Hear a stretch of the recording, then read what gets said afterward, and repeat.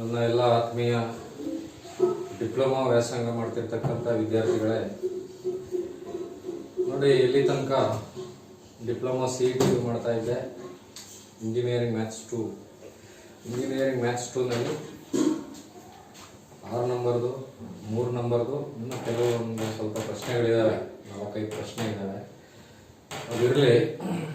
ಈಗ 5 ನಂಬರ್ದು ಒಂದು ಸ್ವಲ್ಪ ಪ್ರಶ್ನೆಗಳು ಮಾಡಿದ್ದೀನಿ, ಆನ್ಸರ್ ಮಾಡಿದ್ದೀನಿ. ಈಗ 5 ನಂಬರ್ದು ಮ್ಯಾಥ್ಸ್ 2ನಲ್ಲಿ ಇಂಪಾರ್ಟೆಂಟ್ ಕ್ವಶನಲ್ಲಿ 5 ನಂಬರ್ದು ಕ್ವಶನ್ ನಂಬರ್ 3 ನೋಡಿ. ನಾನು ಮಧ್ಯದಿಂದ ತಗೋತಾ ಇದ್ದೀನಿ. ಯಾಕಪ್ಪ ಅಂದರೆ ಅಲ್ಲಿ ಒಂದು ಕಡೆಯಿಂದ ಸ್ಟಾರ್ಟ್ ಮಾಡೋಕ್ಕಾಗಲ್ಲ. ಅವು ಯಾವುದೋ ಒಂದು ಟಾಪಿಕ್ ತಗೊಂಡ್ರೆ ಅಲ್ಲಿ 3 ನಂಬರ್ದು ಇರ್ತದೆ, 5 ನಂಬರ್ದು ಇರ್ತದೆ, 6 ನಂಬರ್ದು 3 ಒಟ್ಟಿಗೆ ಮುಗಿಸ್ಬಿಡ್ಬೋದು. ಸರಿನಾ? ನೀವೇನು ಮಾಡಬೇಕಂದ್ರೆ ನನ್ನ ಎಲ್ಲ ವೀಡಿಯೋಗಳು ನೋಡಬೇಕು. ಏನಾರ ಡೌಟ್ಗಳಿದ್ರೆ ನೋಡಿ, ಡಿಫ್ರೆನ್ಸಿಯೇಷನ್ ಏನಾರ ಡೌಟ್ ಬಂದರೆ ಡಿಪ್ಲೊಮಾ CETನಲ್ಲಿ ಡಿಫ್ರೆನ್ಸಿಯೇಷನ್ ಮಾಡಿದ್ದೀನಿ ನೋಡಿ, ಆ ವಿಡಿಯೋಗಳು ನೋಡಿ ಗೊತ್ತಾಯ್ತದೆ. ಇಂಟಿಗ್ರೇಷನ್ ಡೌಟ್ ಬಂದರೆ ಡಿಪ್ಲೊಮಾ CET ಇಂಟಿಗ್ರೇಷನ್ ಮಾಡಿದ್ದೀನಲ್ವ, ಅದು ಒಂದು ವಿಡಿಯೋ ಮಾಡಿದ್ದೀನಿ, ಅದನ್ನು ನೋಡಿ ಆಯಿತಾ. ಅದು ಯೂಸ್ ಆಯ್ತದೆ. ಮತ್ತು M1 ಸ್ಟಾರ್ಟ್ ಮಾಡ್ತೀನಿ. ನೀವು M1 ಅವ್ರು ಏನು ಮಾಡಬೇಕು, ಆ CET ವಿಡಿಯೋಸ್ ನೋಡಬೇಕು. ಮ್ಯಾಟ್ರಿಸಿಸ್ ಆ್ಯಂಡ್ ಡಿಟರ್ಮಿನೆಂಟ್ಸು, ಮತ್ತು vectors, probability, complex number, trigonometry ನೋಡಿ ಎಲ್ಲ ಮುಗಿದೋಗ್ಬಿಟ್ಟಿದೆ. ನೀವೇನು ಮಾಡಬೇಕು, ಕ್ವಶನ್ ಪೇಪರ್ ಇಟ್ಕೊಂಡು ನಾನು ಕೊಟ್ಟಿದ್ದೀನಲ್ಲ, ಅದನ್ನ ಇಟ್ಕೊಂಡು ಅಲ್ಲಿ ವಿಡಿಯೋಸ್ ನೋಡಿ ಸಾಲ್ವ್ ಮಾಡಬೇಕು. ಅದನ್ನು ಮಾಡಿಕೊಡ್ತೀನಿ ನಿಮಗೆ. ಇಂಜಿನಿಯರಿಂಗ್ ಮ್ಯಾಥ್ಸ್ 1 ಸ್ಟಾರ್ಟ್ ಮಾಡ್ತೀನಿ ಸದ್ಯದಲ್ಲೇ. ಈಗ ಇಂಜಿನಿಯರಿಂಗ್ ಮ್ಯಾಥ್ಸ್ 2 ಕಂಟಿನ್ಯೂ ಮಾಡ್ತಾ ಇದ್ದೀನಿ ನೋಡಿ. 5 ಮಾರ್ಕ್ಸಲ್ಲಿ ಕ್ವಶನ್ ನಂಬರ್ 3 ಏನಪ್ಪ ಅಂತಂದರೆ, form the differential equation. Form the differential equation y is equal to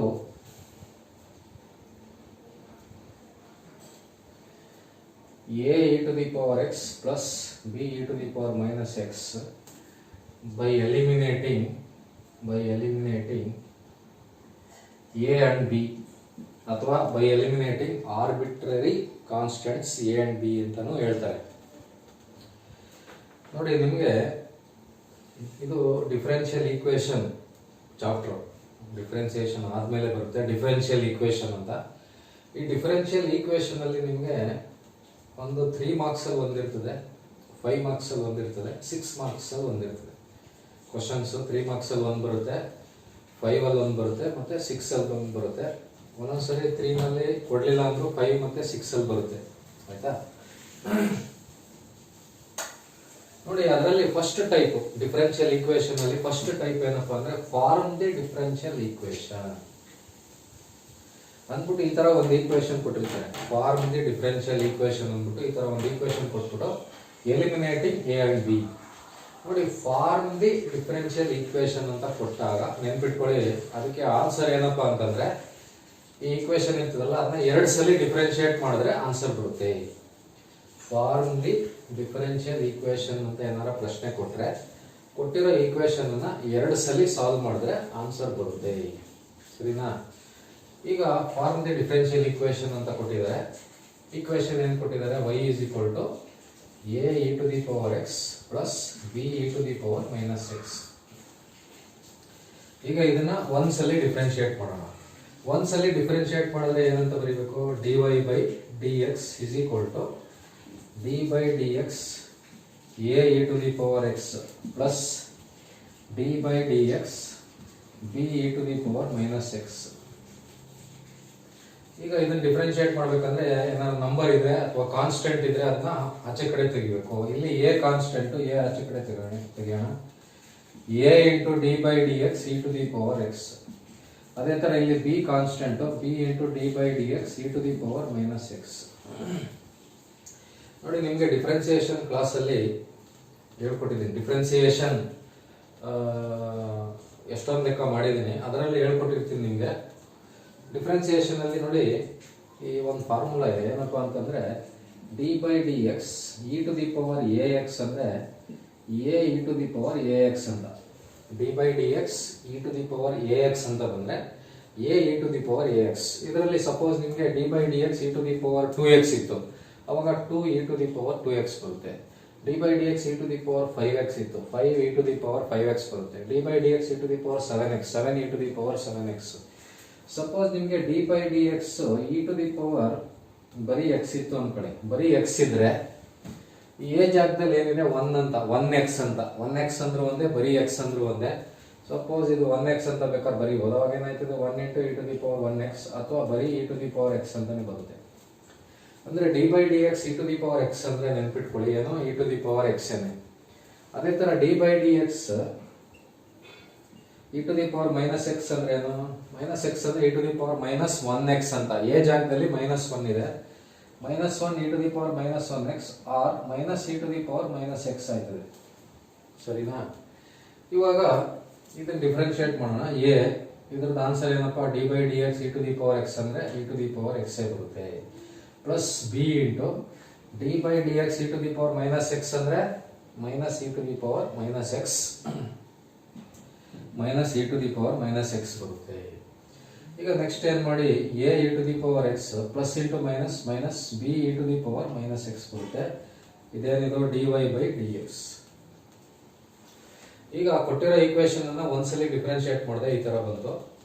ಈಗ ಇದನ್ನ ಇನ್ನೂ ಒಂದ್ಸರಿ ಡಿಫ್ರೆನ್ಶಿಯೇಟ್ ಮಾಡಬೇಕು. ಈ ತರ ಬಂದಾಗೆಲ್ಲ 2 ಸಲ ಡಿಫ್ರೆನ್ಶಿಯೇಟ್ ಮಾಡಬೇಕು, ನೆನ್ಪಿಟ್ಕೊಳ್ಳಿ. ಈಗ ಇನ್ನೊಂದ್ಸರಿ ಡಿಫ್ರೆನ್ಶಿಯೇಟ್ ಮಾಡಿದ್ರೆ ಇದನ್ನ ಏನಂತ ಬರೀಬೇಕು, d square y by d x square. Double differentiation ನಿಮಗೆ ಬೇರೆ ಪ್ರಾಬ್ಲಮ್ಸ್ ಮಾಡುವಾಗೆಲ್ಲ ಹೇಳ್ಕೊಟ್ಟಿರ್ತೀನಿ. D y by d x ನ ಇನ್ನೊಂದ್ಸಲಿ ಡಿಫ್ರೆನ್ಶಿಯೇಟ್ ಮಾಡಿದ್ರೆ d square y by d x square ಬರುತ್ತೆ. ಇದನ್ನ ಪುನಃ ಡಿಫ್ರೆನ್ಶಿಯೇಟ್ ಮಾಡಬೇಕು. ಏನು, d by d x a e to the power x minus d by d x b e to the power -x. ಈಗ ಇದನ್ನ ಸಾಲ್ವ್ ಮಾಡ್ಬೇಕಂದ್ರೆ, ಇದನ್ನ ಡಿಫ್ರೆನ್ಶಿಯೇಟ್ ಮಾಡ್ಬೇಕಂದ್ರೆ ಒಂದ್ಸಗೆ D square y by d x square is equal to, ಈಗ ಇಲ್ಲೇನು a ಆಚೆ ತೆಗಿಬೇಕಲ್ವಾ, ಎ ಆಚೆ ತೆಗಿಯೋಣ. A into d by d x e to the power x minus b into b ಆಚೆ ತೆಗಿಬೇಕಿಲ್ಲ ನೋಡಿ, ಬಿ ಆಚೆ ತೆಗಿಬೇಕು, ಮೈನಸ್ ಇದೆ ಅದಕ್ಕೆ minus b into d by d x e to the power -x. A into d by d x e to the power x ಅಂದ್ರೆ e to the power x ಬರುತ್ತೆ.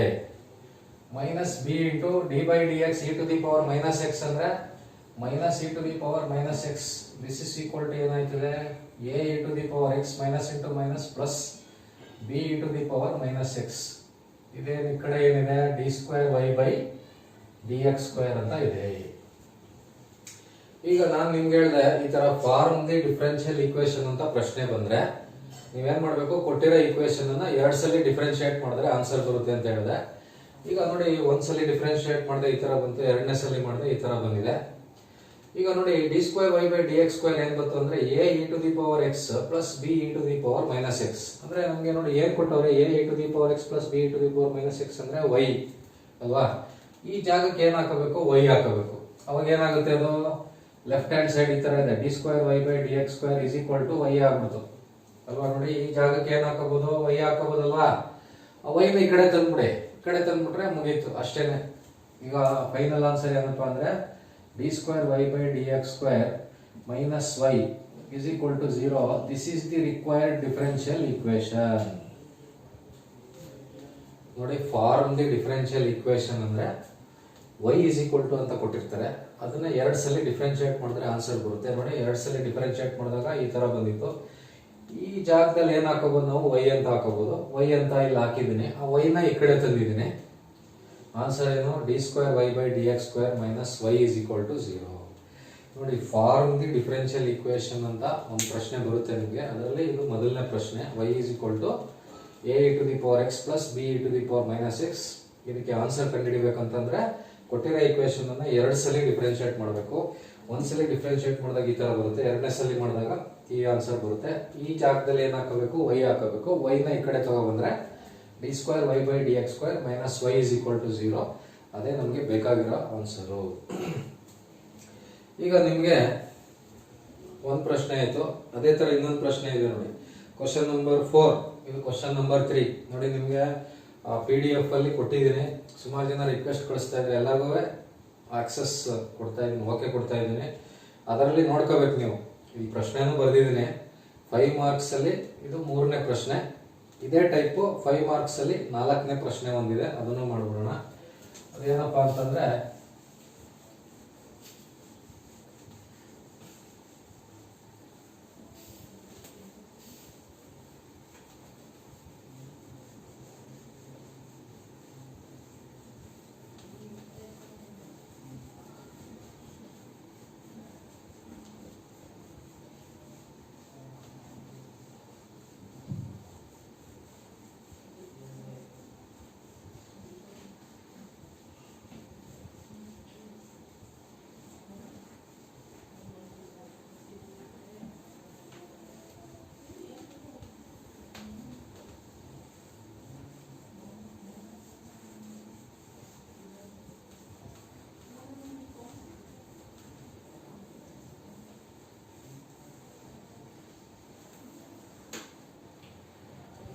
ನೋಡಿ, ನೆಕ್ಸ್ಟ್ ಕ್ವಶನ್ ಈ ತರ ಇದೆ. Form the differential equation by eliminating a and b. Question number 4. Equation ಈ ತರ ಇದೆ. y is equal to a cos mx plus a cos mx plus b sin mx. ನೋಡಿ, ಯಾವಾಗಲೂ ನಿಮಗೆ ಇಲ್ಲ ಈಗ ಹೇಳ್ಕೊಟ್ಟಲ್ಲ ಆ ಪ್ರಶ್ನೆ ಬರುತ್ತೆ, ಅದು ಮಿಸ್ ಆದ್ರೆ ಇದು ಬರುತ್ತೆ. ಎರಡೇ ಜಾಸ್ತಿ ಕೇಳೋದು ಎಕ್ಸಾಮ್ ಅಲ್ಲಿ, ಆಯ್ತಾ? ನೋಡಿ, ಫಾರ್ಮ್ ದಿ ಡಿಫರೆನ್ಷಿಯಲ್ ಇಕ್ವೇಶನ್ ಅಂತ ಒಂದು ಪ್ರಶ್ನೆ ಬರುತ್ತೆ, ಹೇಳ್ಕೊಟ್ಟಿದ್ದೀನಿ. ಈಗ ತಾನೇ ಒಂದು ಪ್ರಶ್ನೆ ಮಾಡಿದೆ. ಆ ತರ ಬಂದಾಗ ಆನ್ಸರ್ ಮಾಡ್ಬೇಕಂದ್ರೆ ಕೊಟ್ಟಿರೋ ಇಕ್ವೇಶನ್ ಅನ್ನ 2 ಸಲ ಡಿಫರೆನ್ಶಿಯೇಟ್ ಮಾಡಬೇಕು. ಈಗ ನೋಡಿ, ಇದನ್ನ ಒಂದ್ಸಲಿ ಡಿಫರೆನ್ಶಿಯೇಟ್ ಮಾಡೋಣ. ಒಂದ್ಸಲಿ ಡಿಫರೆನ್ಶಿಯೇಟ್ ಮಾಡಿದ್ರೆ dy by dx is equal to d by dx a cos mx plus d by dx b sin mx. ಈಗ ಇಲ್ಲಿ a ಆಚೆ ತಗೋಬೇಕಲ್ವಾ, a ಕಾನ್ಸ್ಟೆಂಟ್. ಆಮೇಲೆ ನೀವು ಕೇಳಬಹುದು, ಸರ್ m ಕಾನ್ಸ್ಟೆಂಟ್ ಅಲ್ವಾ ಅಂತ. ಆದ್ರೆ m ಕಾಸ್ ಒಳಗಡೆ ಇದೆ. ನೋಡಿ, m ಕಾಸ್ ಒಳಗಡೆ ಇರೋದು, ಇಲ್ಲ m ಸೈನ್ ಒಳಗಡೆ ಇರೋದು. ಒಳಗಡೆ ಇದ್ರೆ ತೆಗಿಯಕ್ಕಾಗಲ್ಲ. ಈ ತರ ಆಚೆ ಅಂದ್ರೆ ನೋಡಿ a b ಹೊರಗಡೆ ಇದೆ. ಅದಕ್ಕೆ a ನ ಆಚೆ ಕಡೆ ತಗೊಂಡ್ರೆ d by dx cos mx plus b into d by dx sin mx. ಸರಿನಾ? ಈಗ ನೆಕ್ಸ್ಟ್ ನೀವು ಇದನ್ನ ಮುಂದೆ ಕಂಟಿನ್ಯೂ ಮಾಡ್ಬೇಕಂದ್ರೆ ಇದು ನಿಮ್ಗೆ ಹೇಳ್ಕೊಟ್ಟಿದ್ದೀನಿ, ಇನ್ನೊಂದ್ಸರಿ ಹೇಳ್ತೀನಿ ನೋಡಿ. D by d x sine x ಅಂದ್ರೆ ಏನಪ್ಪ? Cos x. D by d x sine m x ಅಂದ್ರೆ ಎಂ ಕಾಸ್ ಎಂ ಎಕ್ಸ್ ನೆನ್ಪಿಟ್ಕೋಬೇಕು. ಅದೇ ತರ d by d x cos x ಅಂದ್ರೆ minus sine x. D by d x cos m x ಅಂದ್ರೆ minus m sine m x. ನೋಡಿ, ಈ ತರ d by d x sine x ಅಂದ್ರೆ cos x, d by d x sine m x ಅಂದ್ರೆ m cos m x, d by d x cos x ಅಂದ್ರೆ minus sine x, d by d x cos m x ಅಂದ್ರೆ minus m sine m x. ಈಗ a into d by d x cos m x ಅಂತ ಇದೆ, ಏನು? Minus m sine m x, plus b into d by d x sine m x ಅಂತ ಇದೆ, m cos m x, minus m a sine m x plus m b, first m ಬರ್ಕೋತೀನಿ, m b cos m x. ನೋಡಿ, ಒಂದ್ಸಲಿ differentiate ಮಾಡಿದ್ರೆ ಈ ತರ ಬಂತು. ಕೊಟ್ಟಿರೋ ಇಕ್ವೇಶನ್ ಒಂದ್ಸಲಿ ಡಿಫರೆನ್ಶಿಯೇಟ್ ಮಾಡಿದ್ರೆ ಈ ತರ ಬಂತು. ಇನ್ನೊಂದ್ಸರಿ ಮಾಡೋಣ. ಇನ್ನೊಂದ್ಸರಿ ಮಾಡಿದ್ರೆ ಇದೇನಂತ ಬರ್ಕೋಬೇಕು? D square y by d x square is equal to d by d x minus m a sine m x plus d by d x m b cos m x. ಇಲ್ಲಿ ಮೈನಸ್ ಎಂ ಎ ಎಲ್ಲ constant, ಅದಷ್ಟು ಆಚೆ ತೆಗೆದ್ಬಿಡಿ. Minus m a d by d x sine m x plus m b d by d x cos m x minus m a d by d x sine m x ಅಂದ್ರೆ ಏನು? M cos m x, m cos m x plus m b d by d x cos m x ಅಂದ್ರೆ minus m sine m x. ಈಗ ಇದು multiply ಮಾಡಿದ್ರೆ minus m square a cos m x plus into minus minus m square b sine m x ಬರುತ್ತೆ ಅಲ್ವಾ? ನೋಡಿ, m into m m square minus ಇದೆ, ಅದಕ್ಕೆ minus, plus into minus minus m into m m square b m square b sine m x. ಈಗ ಇವೆರಡರಲ್ಲೂ common ಏನು, minus ಇಲ್ಲೂ ಇದೆ ಇಲ್ಲೂ ಇದೆ, ಎಮ್ ಸ್ಕ್ವೇರ್ ಇಲ್ಲೂ ಇದೆ ಇಲ್ಲೂ ಇದೆ, ಇದಿಷ್ಟು ಒನ್ ಟರ್ಮ್, ಇದಿಷ್ಟು ಇನ್ನೊಂದು ಟರ್ಮ್. ಈ ಎರಡು ಟರ್ಮ್ ಅಲ್ಲಿ ಕಾಮನ್ ಫ್ಯಾಕ್ಟರ್ ಏನಪ್ಪಾ ಅಂದ್ರೆ ಮೈನಸ್ ಎಮ್ ಸ್ಕ್ವೇರ್.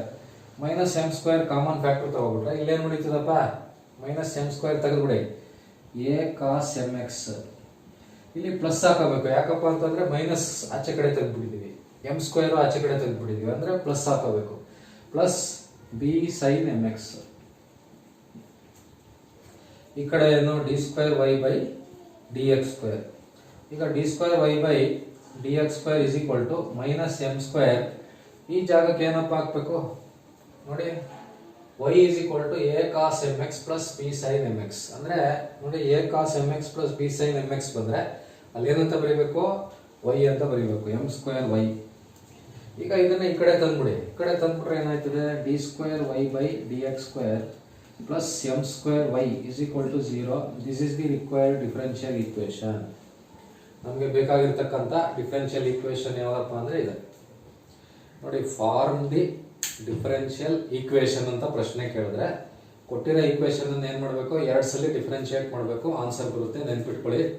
ಎಕ್ಸಾಮ್ಗೆ ಇಲ್ಲ ಆ ಪ್ರಶ್ನೆ ಇಲ್ಲ ಈ ಪ್ರಶ್ನೆ ಎರಡರಲ್ಲಿ ಒಂದೇ ಬರಬೇಕು, ಗ್ಯಾರಂಟಿ ಬರುತ್ತೆ. ನೀವೇನಪ್ಪ ಅಂತಂದ್ರೆ ವಿಡಿಯೋಗಳು ನೋಡ್ತಾ ಇರಿ, ಬರ್ದಿ ಪ್ರಾಕ್ಟೀಸ್ ಮಾಡಬೇಕು. ಸುಮ್ಮನೆ ನೋಡಿದ್ರೆ ಗೊತ್ತಾಗಲ್ಲ, ನೋಡಿದ್ರೆ ಒಂದು ಸ್ವಲ್ಪ ಗೊತ್ತಾಗುತ್ತೆ, ಬರೆದ್ರೆ ಇನ್ನೂ ಜಾಸ್ತಿ ಗೊತ್ತಾಗುತ್ತೆ. ಬರೆಯೋದು ಒಂದು 2-3 ಸಲ ರಿಪೀಟ್ ಮಾಡಿದ್ರೆ ಫುಲ್ ಪರ್ಫೆಕ್ಟ್ ಆಗಿಬಿಡ್ತೀರಾ. ಎಕ್ಸಾಮ್ ಅಲ್ಲಿ ಆರಾಮಾಗಿ ಆನ್ಸರ್ ಮಾಡ್ಬೋದು. ನೋಡಿ ಇವೆರಡರಲ್ಲಿ ಒಂದು ಬರುತ್ತೆ.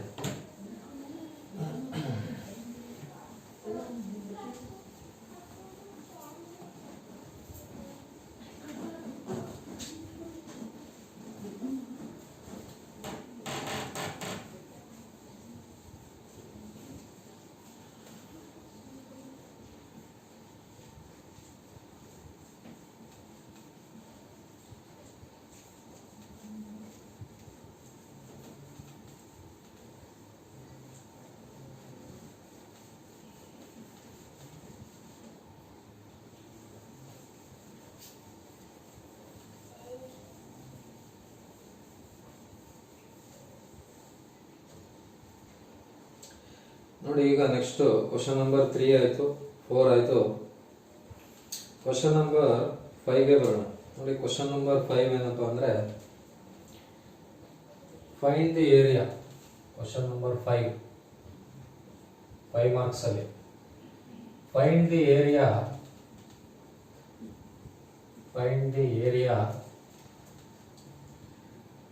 Bounded by the curve. Find the area bounded by the curve bounded by the curve y is equal to 3x square minus x. Y is equal to 3x square minus x. The x-axis and ordinates at the x-axis and ordinates at x is equal to 0, x is equal to 2. ನೋಡಿ ಇದು ಪ್ರಶ್ನೆ ಅಲ್ವಾ.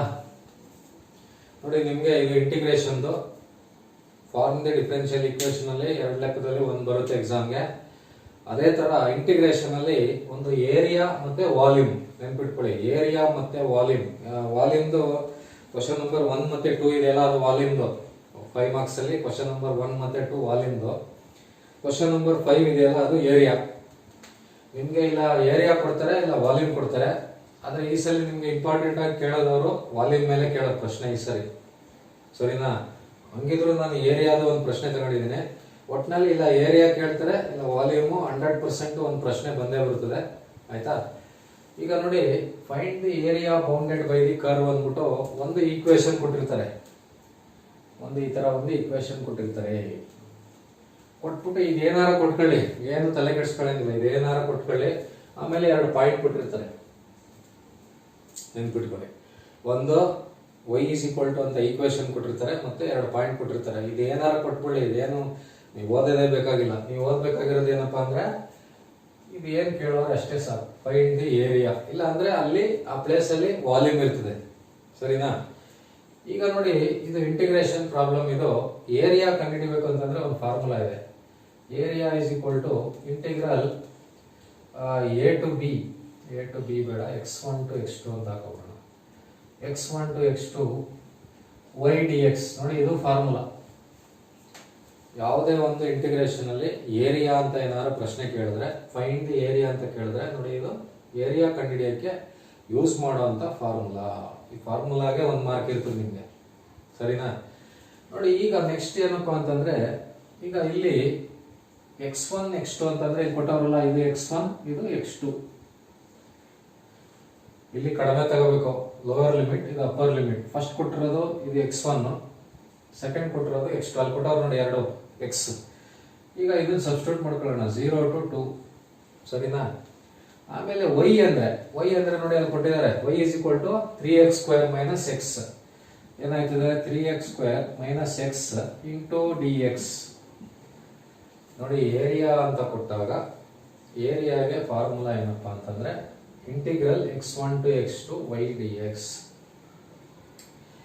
ನೋಡಿ integral ಹಂಗೆ ಬರುತ್ತೆ. x1 ಅಂದ್ರೆ ಅಲ್ಲಿ x ಎರಡು ವ್ಯಾಲ್ಯೂ ಕೊಟ್ಟಿರ್ತಾರಲ್ಲ, ಅದು ಬರ್ಕೋಬೇಕು 0 to 2.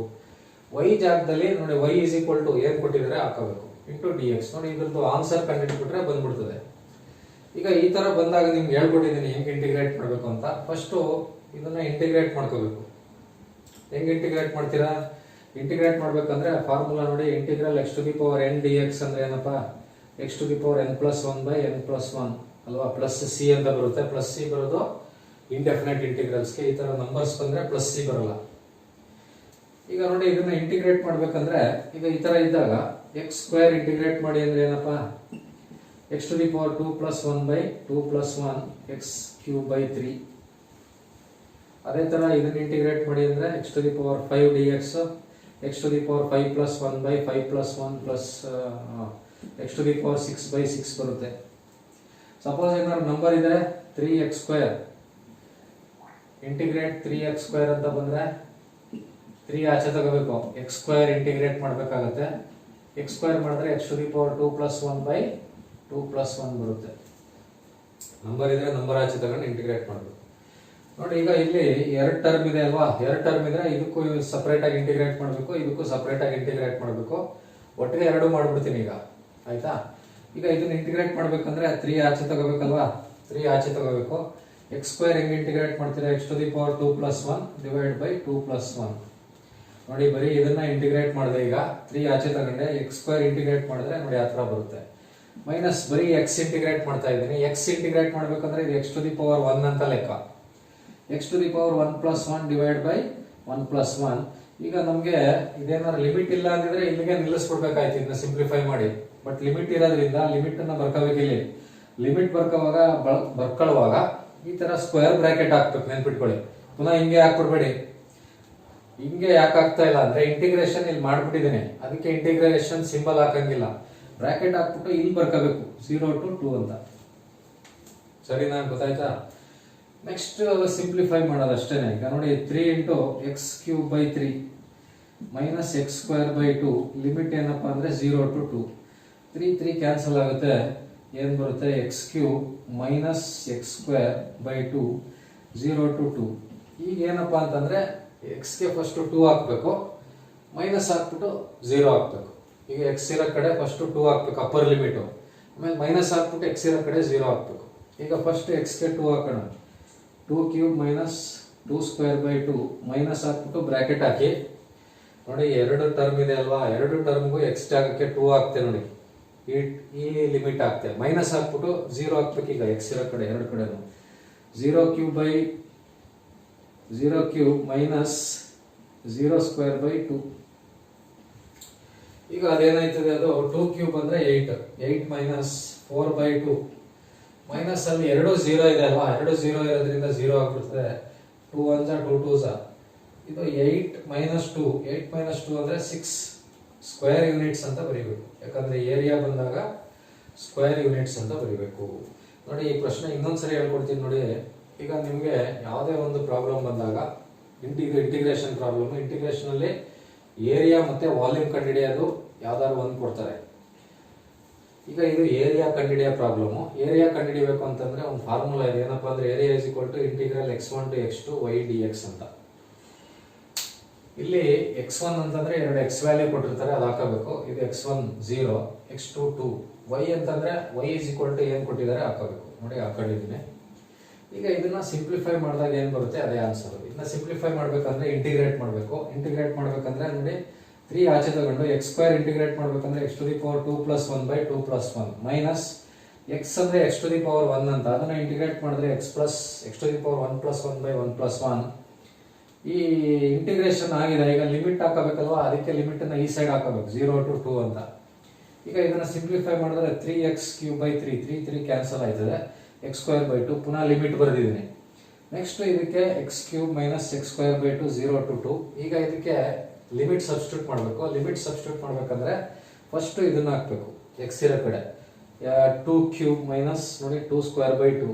ನೆಕ್ಸ್ಟ್ ಮೈನಸ್ ಹಾಕ್ಬಿಟ್ಟು ಬ್ರಾಕೆಟ್ x ಇರೋ ಕಡೆ 0 ಹಾಕ್ಬೇಕು. ನೋಡಿ 0³ - 0²/2. ಈಗ 2³ ಅಂದ್ರೆ 2 × 2 × 2 8 ಅಥವಾ ಕ್ಯಾಲ್ಕುಲೇಟರ್ ಮಾಡಿದ್ರು ಬರುತ್ತೆ.